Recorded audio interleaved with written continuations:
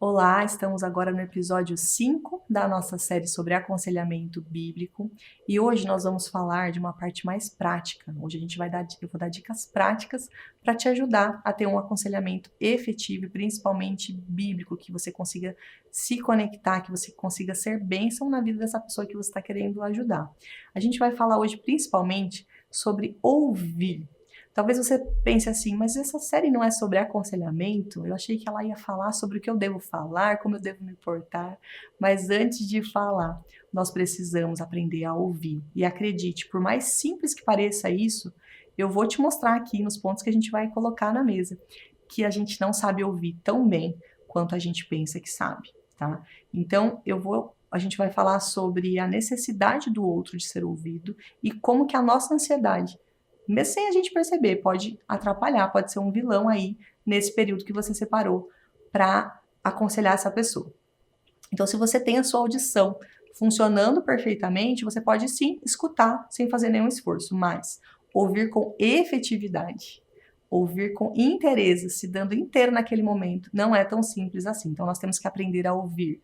Primeiro, com imparcialidade. Como que eu vou ouvir alguém com imparcialidade? Isso fala de algo interno. Por que você deve ouvir com imparcialidade? Porque você não conhece o outro lado da história. Então, quando a pessoa começar a te falar a história dela, provavelmente ela vai falar de uma história, ela vai começar lá do começo, de onde tudo começou, e aí você vai precisar dar um passinho para trás e saber que, peraí, eu não posso ser parcial, porque eu estou ouvindo apenas uma versão da história. Então você vai ouvir posicionando o seu coração a não tomar partido, porque você está conhecendo apenas uma parte da história. E você também não conhece essa pessoa por dentro.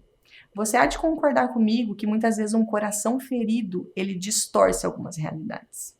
Às vezes a gente lembra, fazer um exercício simples aqui com você. Se você lembrar de algo que você tem muito afeto, sei lá, na sua infância, você vai lembrar daquilo como se fosse muito mais gostoso, muito mais legal do que realmente era. Talvez se você tivesse a oportunidade de voltar, sei lá, para o momento em que você comia a polenta da sua avó, um exemplo.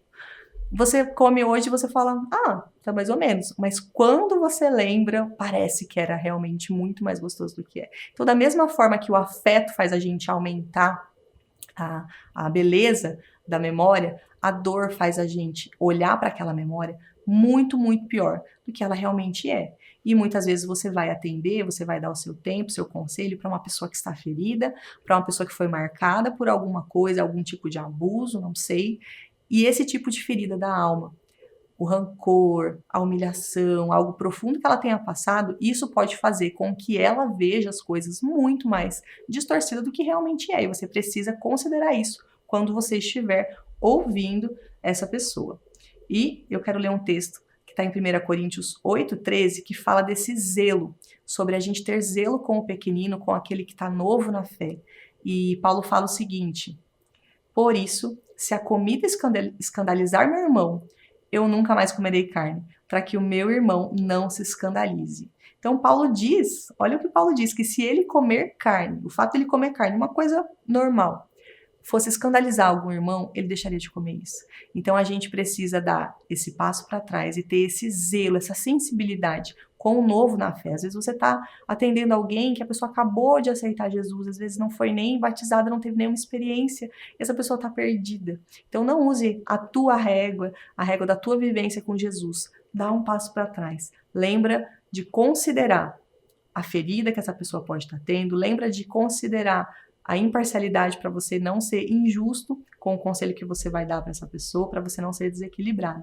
Um outro tipo de dica que eu quero dar para vocês ainda sobre ouvir. Nós precisamos ouvir com escuta ativa. Lá em Provérbios 18:13 diz assim: responder antes de ouvir é estultícia e vergonha. Quantas e quantas vezes a gente, na nossa ansiedade interior, a pessoa está falando e a gente está ouvindo, já imaginando o final da frase.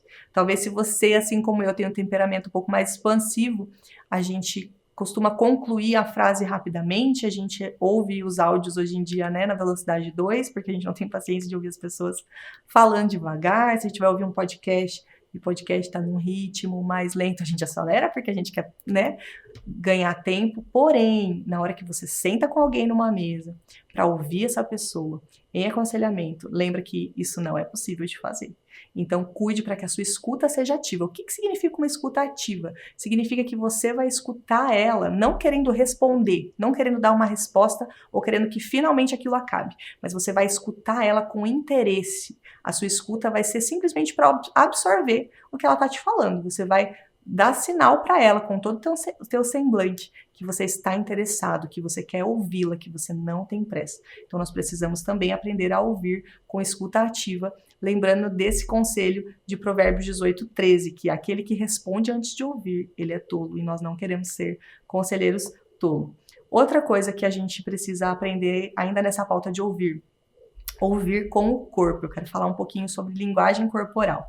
Às vezes você pode estar ouvindo a pessoa com o seu ouvido, porém você está com as mãos ocupadas, sei lá, com o seu celular ou com alguma caneta. Isso, a linguagem corporal fala muito. Isso comunica para a pessoa que você não está completamente conectado com ela, que você não está dando toda a sua atenção para ela. Então, o seu corpo fala e fala muito.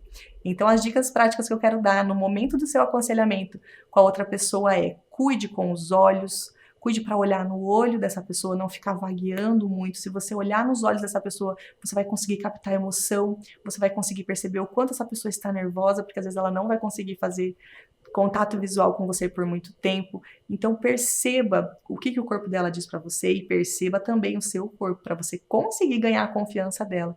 Lembra que o seu corpo fala e você precisa estar atento aos seus olhos, à sua mão, que a sua mão esteja também sem celular, sem nenhuma distração, para você poder se conectar com essa pessoa de forma tranquila, o seu corpo dizendo para ela que você está ali para ela.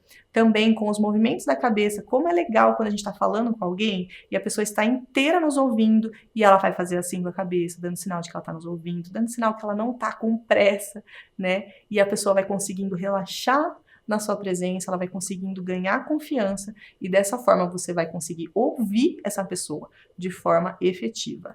Não olhe no relógio, não fique dando sinais para essa pessoa de que alguma outra coisa é mais importante para ela. Esse momento que você separou é o momento mais importante. Talvez o seu dia esteja corrido, talvez você tenha ali realmente só 30 minutinhos para essa pessoa. Então, de forma muito educada, antes de começar a conversa, você pode falar para ela, falar: olha, meu irmão, minha irmã, infelizmente eu não tenho muito tempo hoje, então eu gostaria de pedir desculpas, mas em 30 minutinhos eu vou precisar sair. Você explica antes, a pessoa vai de forma nenhuma se sentir, né, corrida depois. Ela foi avisada antes, isso comunica respeito para ela. Agora, se você falar, fica à vontade, fala aí, e no meio da conversa você cortar a pessoa e falar, viu, eu preciso sair, aí vai ficar bem desrespeitoso mesmo. Então, se planeje, cuide do teu corpo, organize também a tua agenda para que nesse momento essa pessoa se sinta especial, ela se sinta cuidada. E ainda sobre isso do ouvir, do diálogo, uma coisa que eu gosto muito é fazer perguntas de conexão. O que eu percebo? Muitas vezes, enquanto você, que já tem um pouquinho mais tempo de caminhada na fé, ouve uma pessoa falando de algum problema, na sua cabeça você já fala, ela tem que fazer isso, isso e isso. Você já sabe o caminho pelo qual ela tem que ir. Porém, quando a gente faz a pergunta certa, uma pergunta inteligente, pode fazer a pessoa, ela mesma enquanto ela fala, ela se dá a resposta e ela percebe que a resposta estava diante dos olhos dela.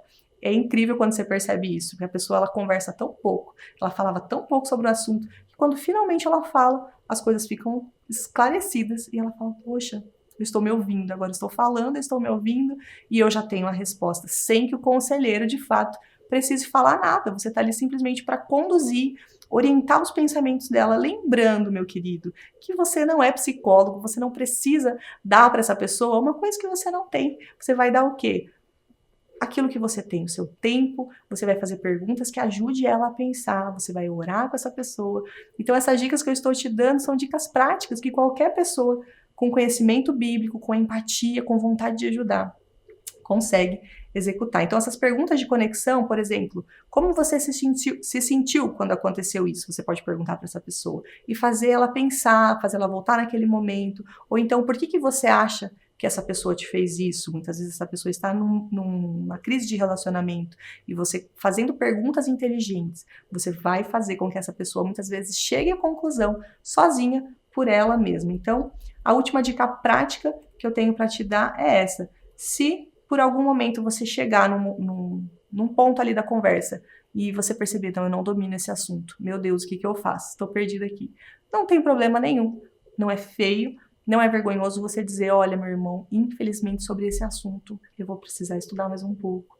Eu posso perguntar para alguém que saiba mais, eu posso te ajudar aí a conversar com alguém, fazer uma ponte, se você lembrar de algum pastor com mais tempo, de algum líder que tenha esse embasamento que você não tem. Mas, por favor, se eu pudesse te dar um conselho nessa série sobre aconselhamento não fale de si mesmo, não fale achismo se você não tem certeza. É melhor você dizer, olha, eu não sou capaz de opinar sobre isso, do que você falar alguma coisa que deixa essa pessoa confusa. Essa pessoa está ali para confiar em você, para receber algo da parte do Senhor. E se você não tem o conhecimento necessário, não é feio, não é vergonhoso você dizer, infelizmente, meu irmão, eu não posso te ajudar sobre isso, mas eu me comprometo a orar contigo, eu me comprometo a fazer aquilo que está ao meu alcance.